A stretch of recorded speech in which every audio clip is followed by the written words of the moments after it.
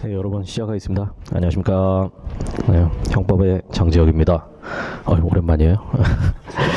자, 형법을 시작해 보도록 하겠습니다. 여러분 참 시국이 이런데 여기까지 나오시느라고 고생 많으셨고요. 전 열이 없습니다. 그러니까 걱정하지 마시고요.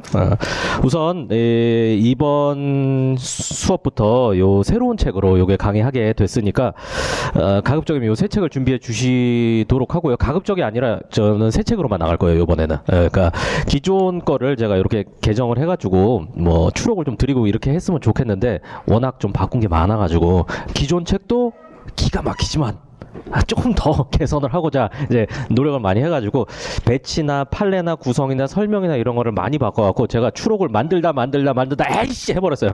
안 되겠다 이거 안 되겠다. 그래가지고 여러분 조금 뭐 이렇게 기존 책 갖고 계신 분은 조금 부담이 있을 수도 있지만 좀만 양해 부탁드립니다. 그만큼 제가 여기다 노력을 많이 들여놨으니까 이 책이 배신하지 않을 겁니다. 그래서 뭐 혹시나 이 책 지금 준비가 안 되신 분들은 첫 시간은 책 안 보거든요. 그러니까 첫 시간, 둘째 시간까지는 이 책 안 보고 제가 설명으로 이제 진행할 거니까 그 사이에 이렇게 좀 새 책을 내려가서 준비를 해주셨으면 좋겠습니다. 자, 그리고 이제 첫 강의 시작은 오리엔테이션 간단하게 해드리고 그리고 형법 전반적인 개관을 제가 해드리도록 할게요. 자, 우선 그 커리큘럼부터 말씀을 드리자면 이것도 왜 머리카락이야? 간단하게 말씀드릴게요. 다른 교수님들도 말씀해 주셨죠?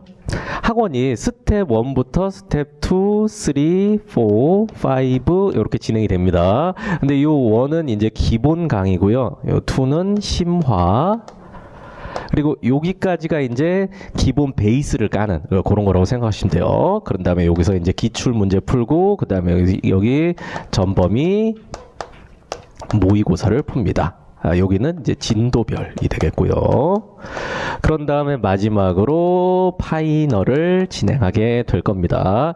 기본 강의에서는 이제 기본서와 같이 여러분 형법 대부분 처음 배우셨을 테니까 최대한 쉽게 기초를 다지는 작업을 해드릴 거예요. 그리고 아예 지금 말씀드리는데 기본 강의는 한 2번 정도 들으세요. 2번 정도. 요 형법이란 게 굉장히 어려운 학문이라 가지고 여러분 뭐 물론 여기 다 뛰어나신 분들도 많이 계시고 그리고 이제 엄청난 이 뭐랄까 이제 의지를 갖고 오셨겠지만 애초에 형법이라는 게 한 번 봐서는 이해할 수 없도록 만들어져 있거든요. 그러니까 그걸 그냥 받아들이시고 요거 1회독 해본 분들은 제 말씀 이해하시고 제 말 이해하실 거예요. 그러니까 한 2번 정도 듣는다 이렇게 계획을 잡으신 다음에 이제 심화로 이렇게 넘어오시는데 심화에선 제가 뭘 설명을 드리냐면은 요 형법에서 형법 국가시험에서 기출된 기출 지문들을 쭉 모아가지고 그거 모아놓으면 엄청 많거든요. 근데 그 중에서 출제가 되게 많이 됐었던 거, 뭐 어떤 지문은 똑같은 지문이 5번 나와요.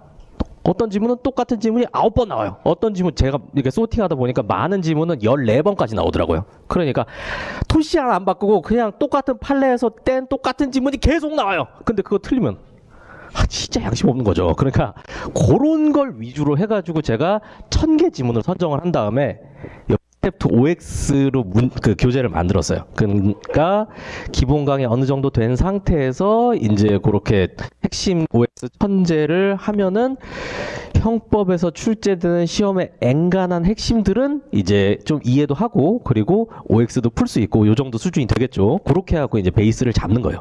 그런 다음에 이제 요 3, 4, 5단계는 어떻게 진행되냐면 시험을 기준으로 해서 진행이 돼요. 자, 경찰 시험 이번 이제 연기됐지만 시험이 있으면은 시험 그러니까 일반적인 상황 기준으로 할게요. 지금은 이게 그 전시 상황이 중요하기 때문에 지금은 일반적인 게 아니에요. 일반적인 상황이라면 시험이 있고 시험 전전주에 파이널을 합니다. 그리고 시험 전주엔 여러분 자습해야 되니까 전전주에 파이널을 하고 그리고 그 전에 7주간 전범위 모의고사를 해요. 그럼 요거 2개 합쳐서 8주 2달이 되겠죠. 그리고 요 전에 8주 2달간 기출문제 요걸 풉니다. 그러니까 요거 하고 한 주 자습하고 시험 보고 요런 시스템이 되는 건데 형법이 어느 정도 베이스가 깔려 있으면 여기로 들어가시지만 안 깔려 있으면은 여기 섣불리 들어가지 마세요. 들어가지. 제가 여러분들의 이제 그 마음은 제가 아주 잘 알고 있습니다. 뭐 6개월 만에 붙어야지, 4개월 만에 붙어야지, 붙어서 빨리 집안을 일으켜야지 이런 여러분 마음 다 알고 있는데 근데 이게 급하게 하면 망해요. 이게 밥 짓는 거랑 똑같아요. 밥 짓는 분 법 모를 수도 있구나. 우리 밥 짓는 법 아세요? 예, 씻은 다음에 해놓고 적당한 불로 해가지고 이게 압력밥솥 이거 할 때까지 기다려야 되잖아요. 근데 여러분들은 이게 실패하는 분들은 뭐냐면은 이제 쌀 막 씻어요. 때려 넣은 다음에 불을 이빨 돌려. 그럼 빨리 밥이 되겠지라고 하는데 그럼 어떻게 됩니까? 다 타버리잖아요. 여러분도 타버린다고요. 그러니까 그거 진짜 조심하셔야 돼요. 적당히 시간을 들여가지고 그 기간은 1년 정도는 잡으세요. 1년 정도. 조금 여유는 있어야 돼요. 1년. 그리고 제가 보니까 진짜 현실적으로 합격 많이 하시는 분들은 1년 반 요 사이로 많이 붙으세요. 1년 반에서 2년 요 사이에 많이 붙으시고 1년 만에 붙으시는 분도 진짜 잘한 거고 6개월 만에 붙으신 분들은 사실 이거는 이거 아니야. 이거는 여러분이랑 비교하면 안 돼요. 여기 뭐 광고로 이제 6개월 만에 합격한다 뭐 공무원 단기 합격 시켜준다 저기 있잖아요. 아니 근데 그 보면은 6개월 만에 붙은 친구들은 영어가 돼 있어. 영어가 돼 있나요? 우리는 안 돼 있잖아요. 영어 때문에 미치겠잖아요. 근데 그런 친구들은 영어가 돼 있어요. 그리고 중학교 고등학교 때 공부를 열심히 해가지고 한국사가 돼 있어. 와, 씨 이러면 안 되지. 이러면 완전 전형을 분리해줘 이 정도는. 그러니까 그 친구들은 그렇게 준비가 다 돼 있고 이제 법 과목만 잠깐 집중하면 되는 거예요. 그러니까 법 과목만 하면 여러분도 빨리 붙을 수 있어요. 영어, 한국사 다 없애버리면. 근데 사실 지금은 그게 아니잖아요. 그러니까 그렇게 준비가 된 사람이랑 나랑 비교하면 안 돼요. 뱁새가 황새에 따라가다 찢어지듯이 여러분이 그런 친구들 따라서 6개월 만에 붙어야지 하다가는 여러분 스텝이 꼬여갖고 앞으로 자빠져요. 자빠지면 일어나기가 힘들어요. 수험에서. 그러니까 최대한 조심조심 그렇게 하시기를 바라겠어요. 그래서 이렇게 전반적으로 설명을 드렸어요. 기본적으로 요거 한 번에서 두 번. 형법 어느 정도 베이스 있으신 분들은 한 번만 듣고 넘어가셔도 되고 베이스 없으시면은 최소한 두 번 들으시고 그다음에 이제 심화 진행되는데 심화도 요거 말씀드릴게요. 심화고 1000개 OX를 제가 형법 총칙 부분 절반, 각칙 부분 절반 이렇게 해가지고 이게 2달 과정인데 첫 2달은 총칙 나가고 그 다음 2달은 각칙 부분 나가고 그 다음 2달은 총칙 나가고 그 다음 2달은 각칙 나가고 이렇게요. 그러니까 여러분이 언제든 이제 요거 해결되고 합류할 때 뭐 총칙이 됐든 각칙이 됐든 언제든 들어오시면 돼요. 그래서 각칙 먼저면 총칙 듣고 나가면 되고 총칙 먼저면 각칙 듣고 나가면 되고 그렇게 해가지고 이거 잘 진행을 하시고요. 여기 그 커리큘럼 관련해서 궁금한 점이 있거나 이제 또 개별적으로 상황이 다 다르시잖아요. 그러니까 그런 것들은 이제 저한테 질문하시면은 저랑 같이 잘 맞춰 나가 보는 걸로 그렇게 하겠습니다. 자, 그다음에 이제 제가 요 수강하는 요 방법을 간단하게 설명을 드릴게요. 우선 노트 하나 준비하세요. 그래가지고 가급적이면 필기를 좀 해주시길 바랄게요. 이런 이제 수험가에는 이런 필기 노트 같은 거 많이 있잖아요. 뭐 선생님들이 필기 하신 거 아예 그냥 노트로 적어갖고 여러분 그 뭐 수업에만 집중할 수 있게 이렇게 뭐 나눠 드린다 이런 취지는 저도 공감은 하는데 제가 공부를 해보니까 진짜 효율적인 방법 중에 하나가 손으로 적는 거예요. 귀로 듣고 손으로 적고. 그리고 손으로 적은 거 정리하고 이러면서 머리에 진짜 많이 남거든요. 그래서 제가 필기노트를 만들까 말까 고민을 계속 많이 하고는 있는데 아직까지는 여러분한테 그냥 여기 와서라도 손으로 쓰는 기회를 이제 마련해야겠다라는 생각 때문에 필기노트를 안 만들었으니까 여러분들은 조금 힘드시더라도 필기를 하세요. 근데 어떻게 하시냐면 이거 자꾸 끊기죠? 큰일 났네. 재촬영은 못해요 저.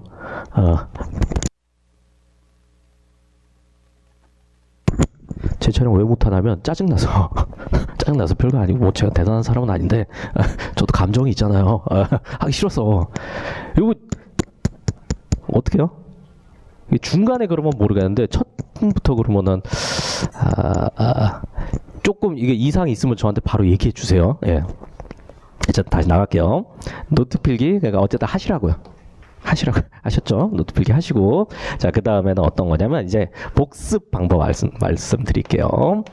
복습할 때는 이해만 하세요. 이해 어떻게 읽어보면서 이해만 하는 거 요거만 목표로 삼으세요. 여기서 더 나가가지고 뭐를 뭐 외우겠다 그런 건 하지 마세요. 그리고 저한테 이제 수업하면서 항상 제가 진짜 많이 듣는 질문 중에 하나가 선생님 이거 외워야 돼요? 그러면 이제 제가 외울 수는 있습니까? 라고 여쭤봅니다. 사실 여러분 이 책을 외운다는 게 이게 말이 됩니까 이게? 이거 외울 수 있었으면 여기 안 있지. 나사 갔지. 저 미국 가서 저기 애플이나 이런 데 취업했죠. 구글 같은 데 얼마나 좋아. 그러니까 못 외워 이거는. 그리고 외우는 것도 아니에요. 제가 방법을 알려드릴게요. 여러분이 왜 자꾸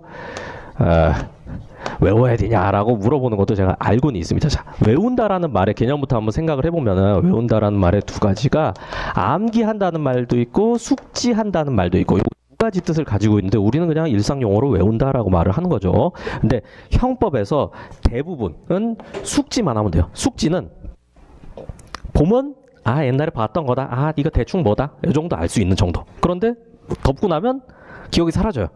그리고 물어보면 뭐 하는데 또 다시 보면 아 이거 그거였지. 요 정도 기억나는 수준. 요게 숙지예요. 형법 공부할 때는 95%는 요 정도만으로 충분해요. 요 정도만으로. 그리고 요 암기는 진짜 말 그대로 달달달달 외우는 거. 정말 말해봐 라고 하면은 어떤 상황에서 줄줄줄 말할 수 있을 정도. 요 정도는 한 5%도 안 돼요. 5%도 안 돼. 근데 여러분 형법 공부하실 때 대부분은 요걸로 해결이 되고 요 숙지는 어떻게 하냐면 회독수를 늘리고 그 다음에 문제풀이 하면 해결돼요. 회독수도 지금 수업 듣고 여러분 복습하고 수업 한 번 더 듣고 복습 한 번 더 하고 자습하고 이러면서 점점 쌓이겠죠. 그다음에 문제풀이도 여러분이 뭐 스스로 풀던 아니면 저랑 같이 여기 커리큘럼에서 풀던 이런 식으로 하면 쌓이겠죠. 그러니까 요거는 이제 시간과 노력을 들이면 해결을 하는 문제예요. 해결되는 문제예요. 그러니까 너무 여기는 스트레스 받지 마시고 그리고 요 암기할 게 제가 5% 정도는 있다 그랬잖아요. 요거는 제가 짚어드릴 거예요. 대표적인 게 제가 수업에서 말씀드리는 두 문자예요. 두 문자. 이 두 문자는 시험에 무조건 나와요. 무조건. 그리고 안 외우면 못 푸는 것들만 제가 줄여서 두 문자로 만들어놨으니까 이것만 그냥 외우세요. 이것만. 이건 외워야 되고 묻지 마세요. 외워요. 그리고 이거 외워야 되고 묻지 마세요. 이거 안 해도 돼요. 문제 풀다 보면 자연히 여러분 머릿속에 들어가요. 아시겠죠? 그래서 자 정리하자면 복습할 때는 읽으면서 이해만 시도하세요. 제가 교재에서 다뤘던 내용은 좀 더 중요하게 보시고 그리고 제가 다루지 않았던 것도 한번 가볍게 읽어가면서 이해되면 오케이 넘어가고 이해 안 되면 뭐지 하면서 표시 한번 하고 그리고 그냥 넘어가세요. 이게 연관지어서 말씀드릴 게 1회독 때 1회독 때 전부 다 할 수는 없어요. 다 할 수는 없어요. 모든 공부가 다 그렇고 특히 형법 그 중에서도 법 중에서도 형법은 더 그래요. 1회독만의 해결이 절대 안 돼요. 이거는. 그러니까 읽어요. 일단 모르는 거 나와요. 그러면은 단어를 모르겠으면 단어는 찾아보세요.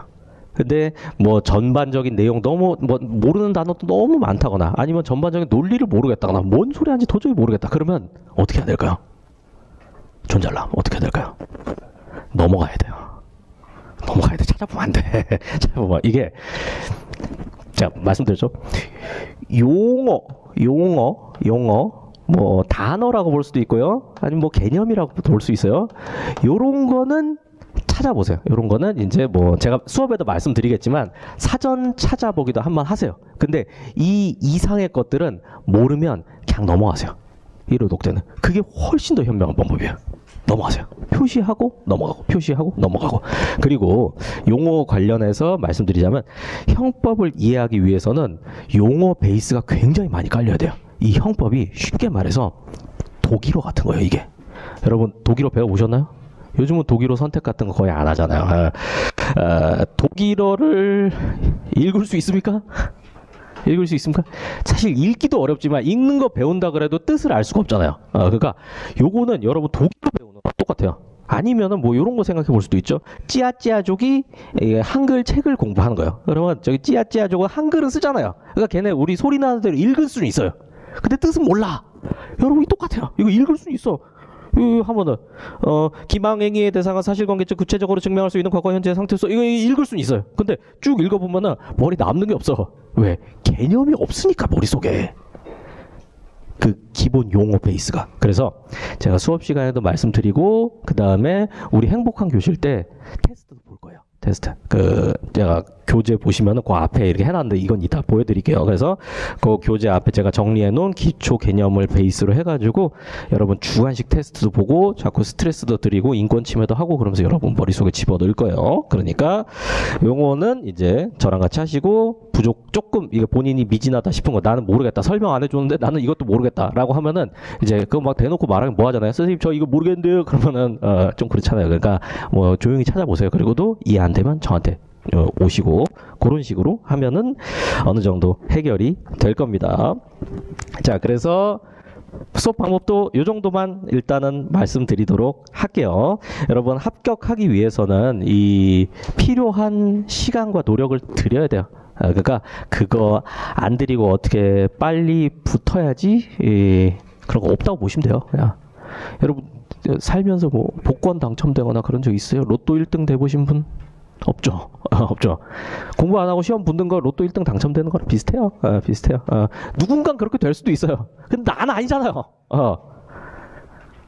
그러니까 그런 거 그냥 잊어버리시고 그리고 나는 필요한 만큼 노력 들여갖고 한 1년 반 한 2년 요 정도 그리고 좀 더 생각하면 뭐 2년 아니 잠깐만 시험 개편되니까 그 전에는 어쨌든 해결이 빨리 돼야 되겠네요. 그러니까 그걸까지 해가지고 너무 급한 마음 먹지 마시고 열심히 한다라고 생각하시면 되겠습니다.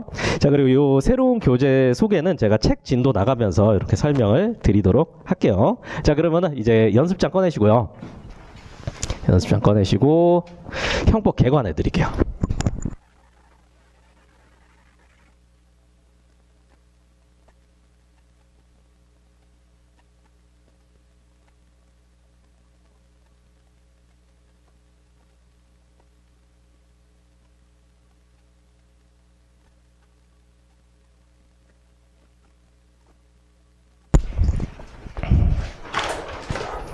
자, 오늘은 제가 좀 이렇게 왔다 갔다 하면서 여기 많이 쓰고 그럴 거니까 촬영도 좀 잘 해주세요.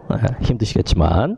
자, 우리는 이제 형법을 공부하기 위해서 여기 와 있죠. 근데 형법이 뭐냐면은 가장 기본적인 거예요. 범죄와 그에 따르는 형사제재를 규정한 물론 법조항 같은 거 그런 거는 죄다 형법이라고 부르는 거예요. 그리고 요 형사제재는 형벌과 보완처분으로 나눠집니다.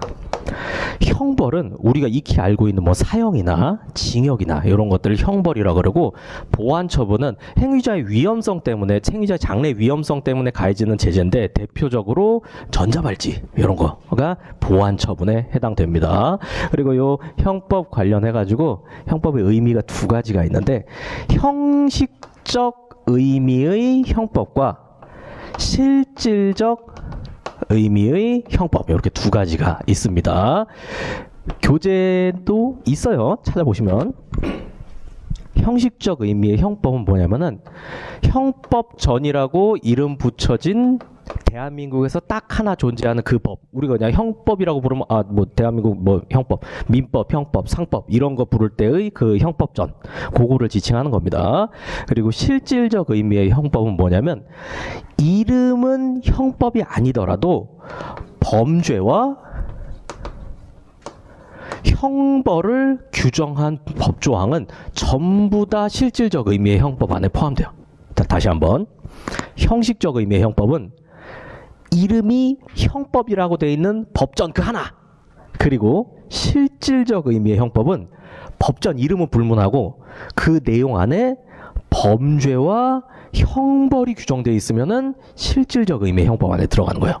자, 그러니까 대표적으로 여러분 도로교통법이라고 들어보셨죠? 도로교통법 안에는 술 먹고 운전하다가 적발되면은 뭐 징역과 벌금 이렇게 부과받는다 이런 조항이 있거든요. 그러니까 도로교통법은 이름이 도로교통법이지 형법이 아니니까 형식적 의미의 형법은 아니죠. 그런데 그 도로교통법의 수많은 조항 안에 한 조항이 몇 개 조항이에요? 몇 개 조항은 술 먹고 운전하면 처벌한다. 면허 없이 운전하면 처벌한다. 이런 조항들이 있어요. 그러니까 그런 조항들은 실질적 의미의 형법 안에 들어가는 거죠. 뭐 별로 어렵지 않죠. 이게 가장 기초적인 거니까. 자, 그런 다음에 이제 또 다른 측면에서 말씀드리자면 형법이란 거는 이제 이렇게 되는 거예요. 이 범죄를 법률 요건으로 삼고 그 다음에 요 형사제재, 형벌을 법률 효과로 삼는 그런 법체계를 형법이라고 또 말하기도 합니다. 그러니까 어떠한 행위를 하면 어떻게 처벌한다. 이러한 요건을 갖추면 이런 효과가 발생한다. 법학의 가장 기본이 요건 효과거든요. 모든 법학이 다 그래요. 요건을 갖추면 이런 효과가 발생하고 요건을 갖추지 못하면 효과가 발생하지 않고 다 똑같아요. 민법이든 형법이든 헌법이든 뭐 무슨 법이든 다 똑같아요. 형법도 요건. 근데 그런 형법은 그 요건이 범죄 행위라는 거죠.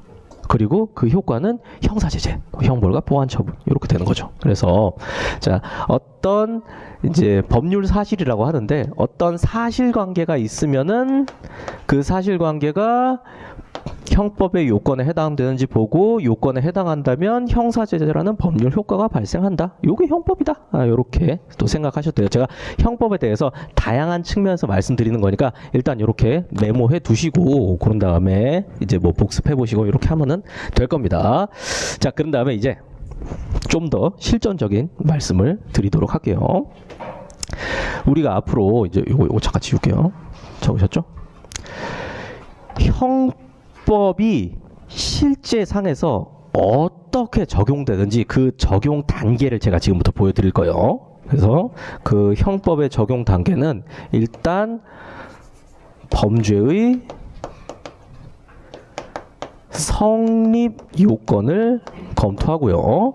그 다음에 범죄의 가벌 요건을 검토하고 그 다음에 범죄의 수를 검토하고 그 다음에 형벌을 결정하는 이런 순서로 나아가게 될 겁니다. 앞으로 형사제재랑 형벌이랑 뭐 동의어로 이렇게 사용을 할 거예요.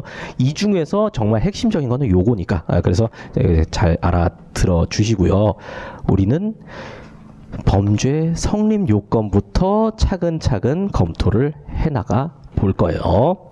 자, 범죄의 성립 요건은 이렇게 됩니다.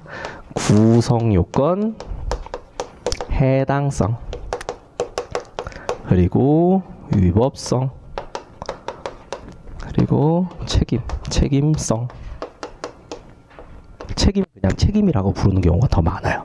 그래서 범죄가 성립했다라고 말하려면 구성요건 해당성이 인정돼야 되고 위법성이 인정돼야 되고 책임이 인정돼야 되고 이렇게 3단계가 인정이 돼야 됩니다.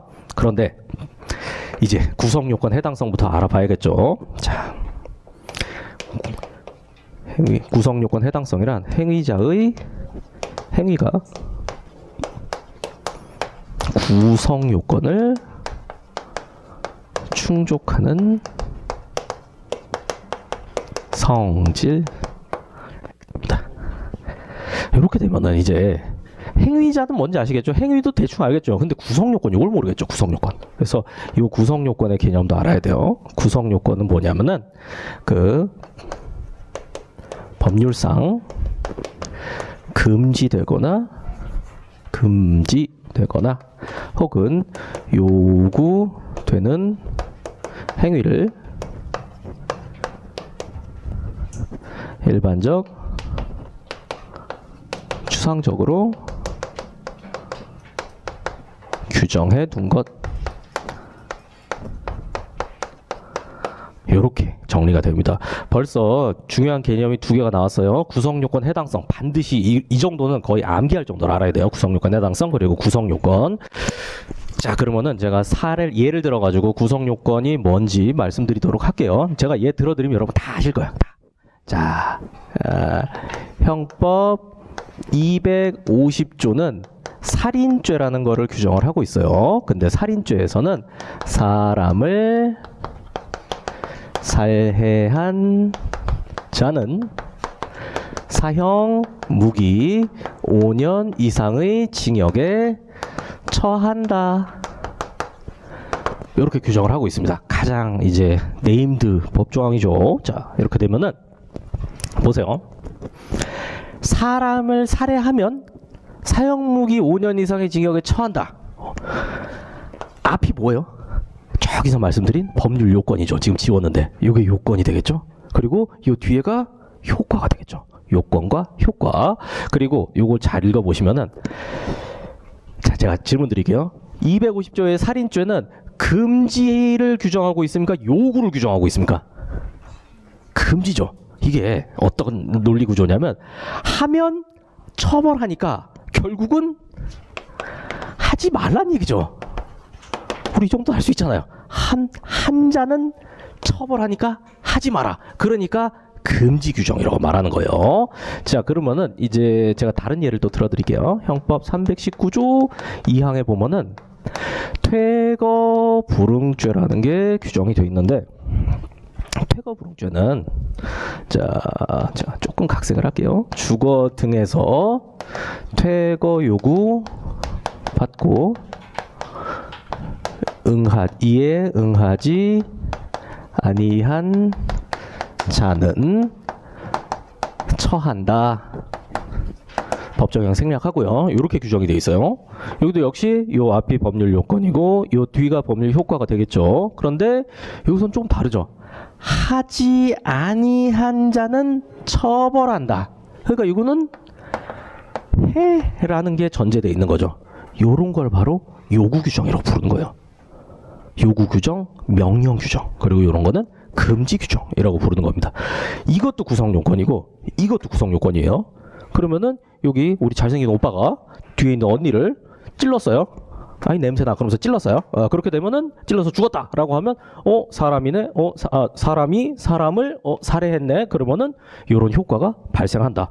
금지되는 행위를 규정한 조항을 행위자의 행위가 충족해 버렸잖아요. 그러니까 오빠의 행위는 구성요건 해당성이 있다. 좀 디테일하게는 살인죄 구성요건 해당성이 인정된다. 이런 식으로 표현을 하는 겁니다. 그러니까 우리가 다 알고 있는 얘기인데 여기서 어떤 식으로 표현하는지 그런 거를 배우는 거예요, 지금. 자, 그래서 먼저 금지 규정, 요구 규정 말씀드렸고요. 그 다음에 두 번째로 여러분이 또 여기서 알아두셔야 될 게, 요건 되게 상식적이어서 잘 말 안 해주는데 이것도 알아야 돼요. 나쁜 행위라도 구성 요건이 없다면 범죄가 아니다. 나쁜 행위라도 구성 요건이 없다면 범죄가 아니다.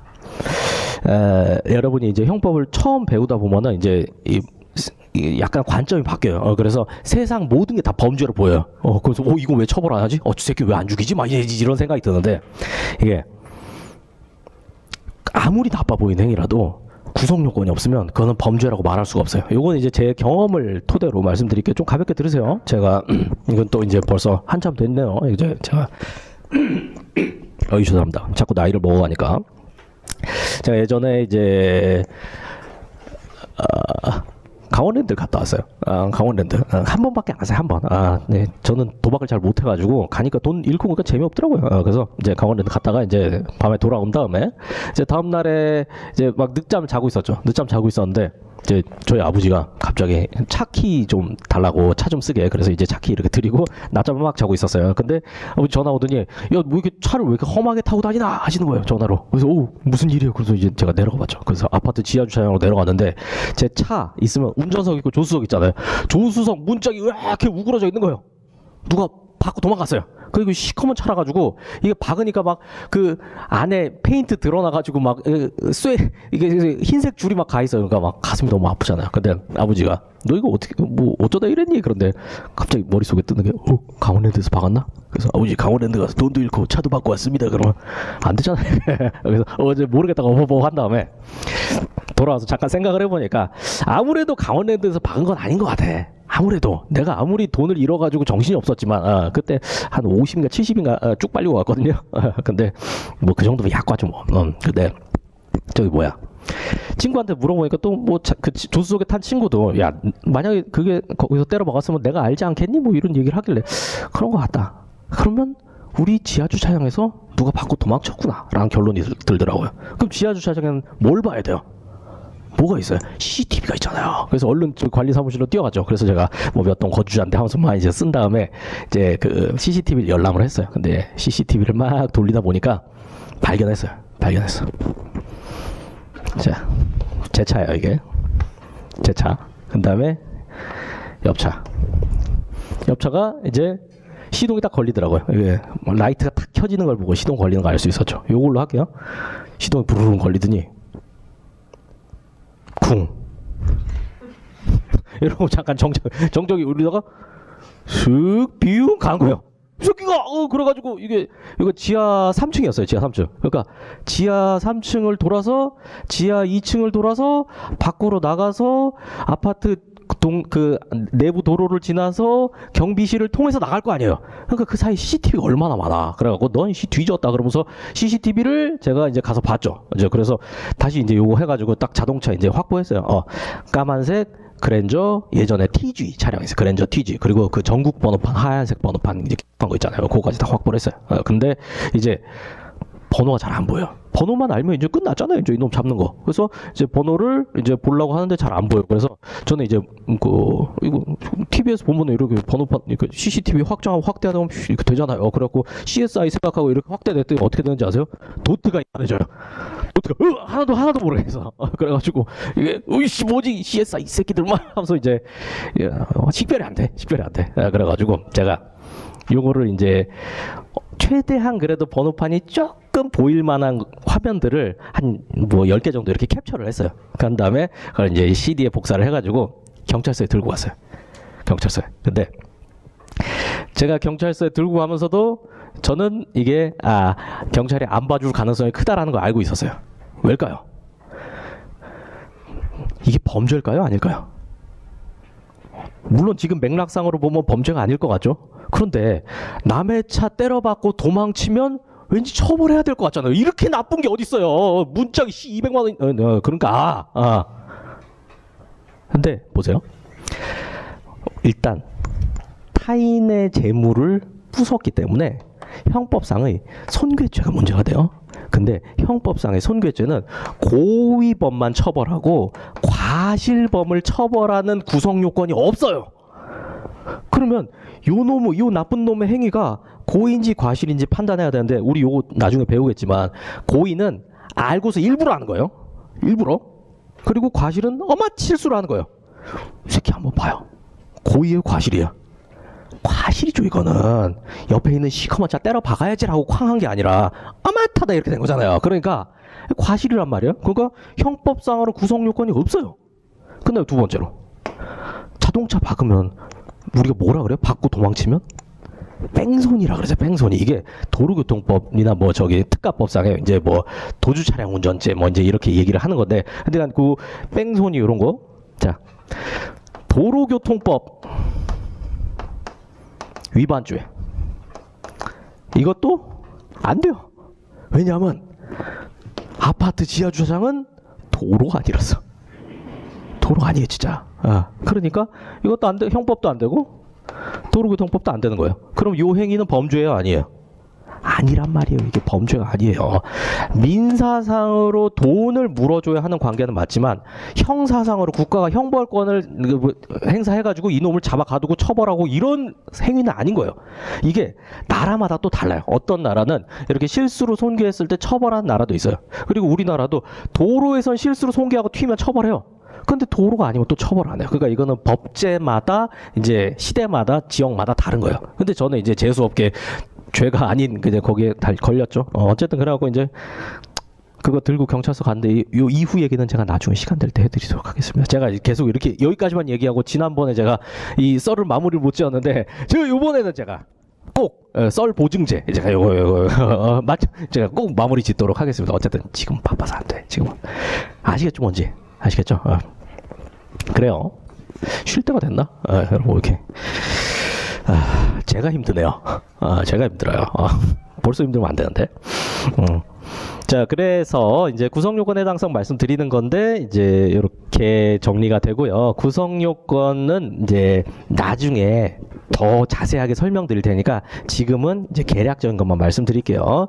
자, 객관적 요건이 있고요. 그 다음에 주관적 요건이 있다.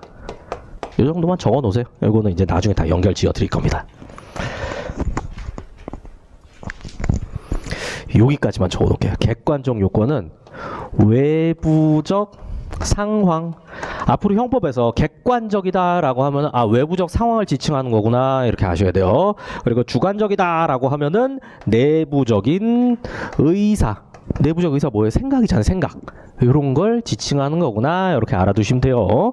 방금 제가 말씀드린 거 고의랑 과실 있잖아요. 요거는 외부적이에요? 내부적이에요? 우리 형님 내부적이죠.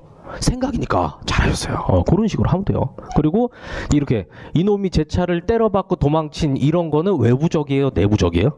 요거는 상황이니까 요거는 외부적이 되는 거죠. 그래서 요 형법으로 처벌하려면은 외부적인 상황도 구성 요건을 충족해야 되고, 그리고 그 행위자의 내심의 의사도 구성 요건을 충족해야 되고, 겉도 나쁘고 속도 나빠야 콩밥을 먹을 수 있다. 이런 식으로 생각하면 조금 편하실 거예요. 어쨌든 구성 요건은 이렇게 됩니다. 자, 그런 다음에 이제 위법성으로 넘어가 볼게요. 위법성. 이건 지울 거니까 빨리빨리 적으세요. 아니면 뭐 카메라 같은 걸로 찍으셔도 좋고요. 그리고 카메라 쓰실 땐 제발 무음 카메라를 좀 너무 찰칵찰칵거리면은 제가 약간 셀럽이 된 것 같아서 정신을 못 차리겠어요. 자, 이제 위법성입니다. 위법성은 자, 요 구성요건 해당성이 인정된다라고 하면 제가 요렇게 표시할 거고요. 구성요건 해당성이 부정된다라고 하면 요렇게 표시할 겁니다. 그래서 구성요건에 해당하는 행위가 법질서 전체의 입장에도 반하는 성질. 반 아시죠? 위반하다라고 할 때 반. 자, 일단 후딱 적어 보시고요.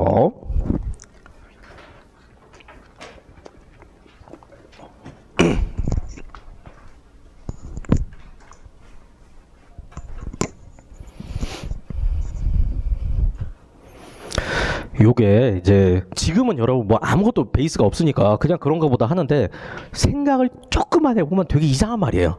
조금만 해보면 구성요건에 해당하는 행위가 법질서 전체 입장에도 반하는 성질. 구성요건이 이거잖아요. 이거 앞으로 구성요건 하면 제일 쉽게 이거 떠올리세요. 사람을 살해하는 행위가 법질서에 반해요? 안 반해요? 안 반해요? 어우, 조심하세요. 조심하세요. 그 뒤에 자리 바꾸시는 게 좋을 것 같아요. 그 괜히 실수로 의자 한번 찾다가 새끼가 하면서 조심하세요. 사람 죽인 법질서에 반하죠. 형님 이따 저랑 면담 좀 해요. 몸수색하고. 그래서 자, 그래 사람을 죽이거나 사람 때리면 돼요, 안 돼요? 안 되죠. 사람 물건 훔치면 돼요, 안 돼요? 안 되죠. 그러니까 이런 것들이 다 구성 요건이 있어요. 살인, 상해, 절도, 폭행 이런 것들. 그러니까 구성 요건에 해당하는 행위를 했으면 기본적으로 법질서에 반해요. 반해요. 근데 왜 이걸 다시 검토하느냐?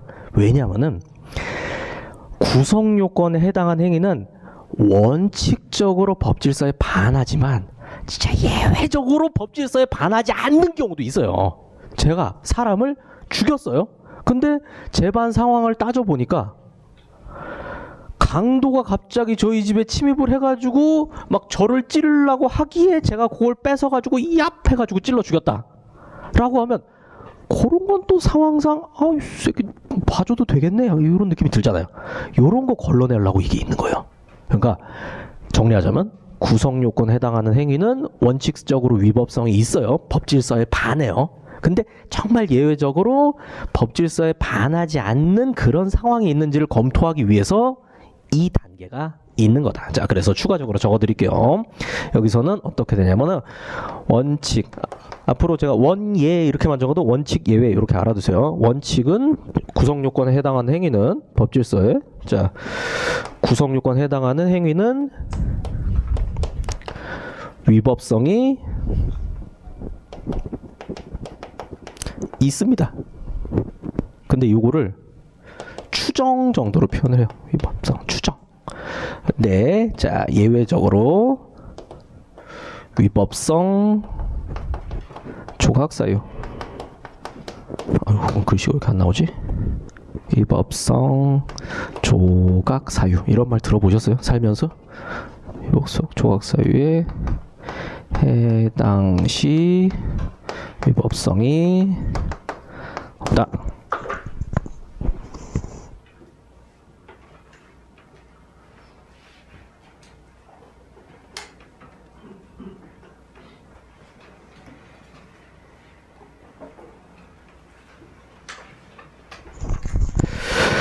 자, 계속 가볼게요. 위법성 조각서에 해당 시 위법성이 없으니까, 그러니까 위법성 조각서에 해당하지 않게 되면 위법성이 있는 걸로 확정된다. 이거 당연한 얘기까지 이제 있는 거죠. 자, 그러면은 이제 위법성 조각 사유. 자, 요거 한번 생각해 볼게요. 위법성을 조각은 저지한다, 없앤다 이런 뜻이거든요. 우리가 그 미술 조각 그런 뜻이 아니에요. 조각 저지한다. 일본 말이에요. 일본말. 그래서 위법성 조각 사유, 위법성을 예외적으로 없게 하는 사유라고 보시면 돼요. 자, 대표적인 게 어떤 게 있냐면은 법조항 같은 것도 자 교재에 있지만 제가 오늘은 설명이니까 적어 드릴게요. 자, 형법 21조에 보면은 정당 방위라는 조항이 있습니다. 자, 자기 또는 타인의 법익에 대한 현재의 부당한 침해를 방위하기 위한 행위는 상당한 이유가 있을 때는 벌하지 아니한다라고 규정이 되어 있어요. 벌하지 아니한다. 요게 대표적인 위법성 조각 사유예요. 여러분 진짜 양심적으로 정당방위 한 번씩 들어보셨죠? 정당방위. 자, 이거 또 안 들어보면 안 돼요. 자, 제가 사례를 설명을 드릴게요. 이게 실제 있었던 사건이에요. 자, 집에 큰 오빠가 있는데 첫째 오빠 망난이에요. 그래갖고 이제 술 먹고 와가지고 엄마한테 행패를 부리면서 용돈을 주지 않으면 엄마를 때려 죽이겠다라고 하면서 엄마한테 행패를 부려요. 그러니까 이제 둘째 오빠가 형 왜 그래? 그래서 막았더니 너 이 새끼 너도 죽이겠다. 근데 이게 망나니에다 힘도 세요. 칼도 갖고 있고 막 그래갖고 둘째 오빠가 죽을 것 같으니까 이제 셋째 여동생이 오빠 그러면서 이제 여기 올라탔어요. 그래가지고 술 취해갖고 막 이게 통제가 안 되니까 여기를 막아야겠다라는 생각에 올라타가지고 정신없이 목을 눌렀는데 사망하게 됐어요. 자, 그러면은 이제 형법적으로 어떻게 검토하는지 제가 보여드릴게요. 앞으로 이거 계속 할 거예요. 피해가 발생했죠. 침해가, 법익 침해가, 생명권에 대한 침해가 발생했잖아요. 그러면은 제일 직접 가해자인 요 셋째 여동생을 보는 거예요. 자, 그리고 여기 과연 범죄가 성립되는가를 보려면은 뭘 봐야 돼요? 저기 앞에 있잖아요. 범죄의 성립 요건. 그래서 구성 요건 해당성, 위법성, 책임을 보는 겁니다. 자, 행위자의 행위는 벌써 발생했죠. 법률 사실이에요. 그러면은 법률 요건으로 뭘 찾아봐야 돼요? 형법자 도로를 보니까 형법 250조에 살인죄가 있네요. 자, 사람이 사람을 목 졸라서 죽였으니까 살해한 거 맞죠? 그리고 이제 뭐 이 여동생도 이렇게 목 조르면 사람이 죽는다라는 인식은 있었으니까 고의가 있어요. 그래서 구성요건 해당성이 충족이 됩니다. 그럼 이제 위법성 단계로 넘어오는 거예요. 자, 그런데 우리 상식적으로 보면은 사람을 죽이긴 했는데 와, 이건 어쩔 수 없잖아 이런 생각이 들잖아요. 그런 걸 걸러내기 위해서 위법성 조각 사유가 있는 거예요. 그러니까 자, 250조에 해당한다고 하더라도 이제 이걸 주장하는 거예요. 정당방위. 자, 여동생 기준으로 보세요. 지금 타인의 법익이죠. 엄마와 둘째 오빠의 생명이 현재 부당한 침해를 받고 있어요. 큰오빠 망나니 때문에. 그래서 내가 그거를 막아주기 위해서 행위를 했는데, 그런데 여기에 해당해서 처벌한다 그래도 여기 벌하지 아니한다라고 있잖아요. 처벌하지 아니한다 여기 섞여 있는 거예요. 그리고 상당성도 한번 생각해 보세요. 자, 여러분이 여기라고 생각해 보세요. 여러분이 이 상황이에요. 그러면 어떻게 할 거예요? 이거 말고 달리 뭐 더 뛰어난 방법이 있나요? 딱히 생각이 안 나죠. 이런 상황에서. 그러니까 이 정도면 뭐 사회 상상으로도 뭐 어쩔 수 없구나 라고 해가지고 여기서 여기 날아가는 거예요. 21조 정당방위 요건에 해당하면 위법성이 없어지는 거예요. 그러니까 여기서는 250조 요건에 해당하면 구성요건이 있는 건데 여기서는 소극적으로 검토하는 거예요. 형법 21조 정당방위 요건에 해당하면 위법성이 없는 거예요. 그럼 해당하지 않으면 위법성이 있는 거고, 이런 식으로 되는 거예요. 그래서 여기는 결국 어떻게 될까요? 하나라도 충족을 못하면 뭐가 돼요? 무죄가 돼요. 무죄. 무죄로 풀려났어요. 무죄. 네, 그래서 이렇게 알아두시고요. 자, 그 다음에 그 위법성 조각 사유가 대표적으로 어떤 게 있는지 간단하게 적어드리자면 정당방위 이거 적어놓으세요. 긴급피난, 자구행위, 피해자의 승낙, 그리고 정당행위, 행위 이렇게 적어놓으세요.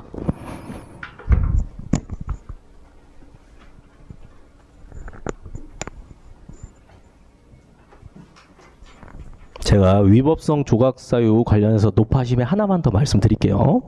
정당방위, 긴급피난, 자구행위, 피해자의 승낙, 정당행위고요.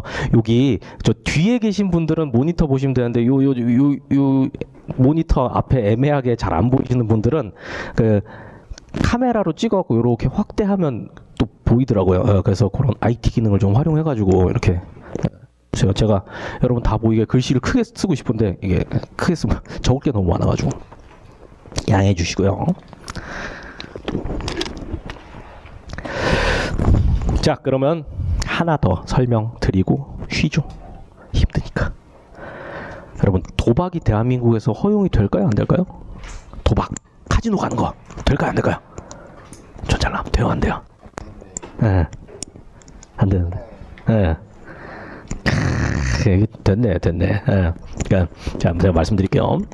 형법에는 도박죄라는 범죄가 있어요. 그래서 여러분들 뭐 학교 다니면서 다 도박하고 이제 그러면서 살아오셨겠지만 대한민국에서 도박은 범죄예요. 그런데 대한민국에서 유일하게 합법적으로 도박을 할 수 있는 공간이 있어요. 어디냐면 제가 아까 살짝 말씀드린 강원랜드가 있어요. 강원랜드. 그래서 자, 강원랜드에서 도박을 하면 어쨌든 처벌되지 않는데 근데 강원랜드 말고 다른 카지노를 내국인이 들어가면 처벌받아요. 부산에도 여기 많이 있죠. 저기 파라다이스 호텔 밑에도 막 많이 있고 범죄와의 전쟁이 나오잖아요. 그리고 서울에도 많이 있거든요. 그런데 그거를 형법적으로 어떻게 검토하냐면 이렇게 되는 거예요. 제가 만약에 강원랜드 가서 슬롯 머신을 땡겼어요. 그러면은 일단 구성요건 단계에서는 형법상의 도박죄의 구성요건 해당성이 인정돼요. 그런데 이제 법질서 전체를 따져보는 거니까 형법 말고 다른 법에서는 혹시 이 행위를 봐주는 조항이 없는가를 찾아보는 거예요. 근데 쭉 찾아보니까 저기 관광진흥법하고 폐광지역 지원에 대한 특별법 거기 찾아보니까 결국 강원랜드 카지노는 내국인이 들어가서 도박해도 괜찮다라는 조항이 있어요. 그러면은 형법에서는 하지 말라 그랬는데 여기 특별법에서는 강원랜드는 예외적으로 된대. 그래서 그거 두 개 법질서 전체를 고려해 보니까 결국 강원랜드 도박은 괜찮은 거죠. 그래서 위법성이 조각된다 이렇게 되는 거예요. 그러니까 여러분 집에서 도박하는 건 안 되지만 저기서 저 강원랜드 가서 하는 건 된다라는 거. 물론 뭐 집에서 도박한다 그래서 그걸 적발할 수가 없으니까 이제 그렇게 되겠지만 개념적으로 위법하다라는 거 그렇게 알아두시고요. 자, 좀 쉬었다가 하도록 하겠습니다.